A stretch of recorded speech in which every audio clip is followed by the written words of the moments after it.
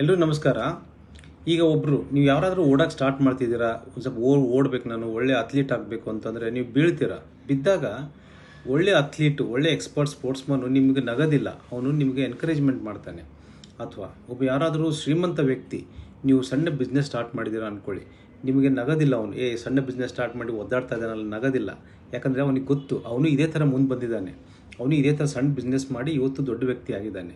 ಅದೇ ಥರ ಒಬ್ಬ ಮ್ಯೂಜಿಷಿಯನ್ನು ಅಂದರೆ ಸಂಗೀತಗಾರ, ನೀವು ಏನೋ ಕೆಟ್ಟದಾಗಿ ಹಾಡ್ತಾ ಇದ್ರೆ ಅವ್ನು ನಗೋದಿಲ್ಲ, ಇವನು ಈಗ ಪ್ರಾಕ್ಟೀಸ್ ಮಾಡ್ತಾ ಇದ್ದಾನೆ, ಇವನು ಮುಂದೆ ಬರ್ತಾನೆ ಅಂತ ಗೊತ್ತು. ಯಾಕಂದರೆ ಅವನು ಅದೇ ಥರ ಮುಂದೆ ಬಂದಿದ್ದಾನೆ.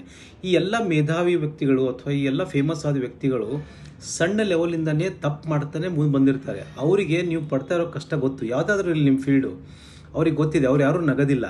ಯಾರು ನಗ್ತಾರೆ? ಯಾರಿಗೆ ಅಲ್ಲಿ ಏನೂ ಅನುಭವನೇ ಇಲ್ಲ ಅವ್ರು ನಗ್ತಾರೆ. ತಾವೇ ಏನೋ ಅನುಭವಿಗಳು ಅನ್ನಂಗೆ ನಗ್ತಾರೆ, ನಿಮಗೆ ಅಸಹ್ಯ ಮಾಡ್ತಾರೆ, ನಿಮಗೊಂದು ಕಾಲು ಹಿಡಿದು ಎಳಿತಾ ಇರ್ತಾರೆ. ಅವ್ರ ಮಾತು ಕೇಳಬೇಡಿ. ಯಾಕಂದರೆ ತಾವು ಸಾಧಿಸಿಲ್ಲ, ನಿಮ್ಮನ್ನು ಸಾಧಿಸೋಕ್ಕೂ ಬಿಡೋದಿಲ್ಲ. ಇದೇ ಥರ ನೆಗೆಟಿವ್ ಆಗಿ ಮಾತಾಡ್ತಿರ್ತಾರೆ. ಅಂಥವ್ರ ಮಾತು ಕೇಳೋಕ್ಕೆ ಹೋಗಬೇಡಿ.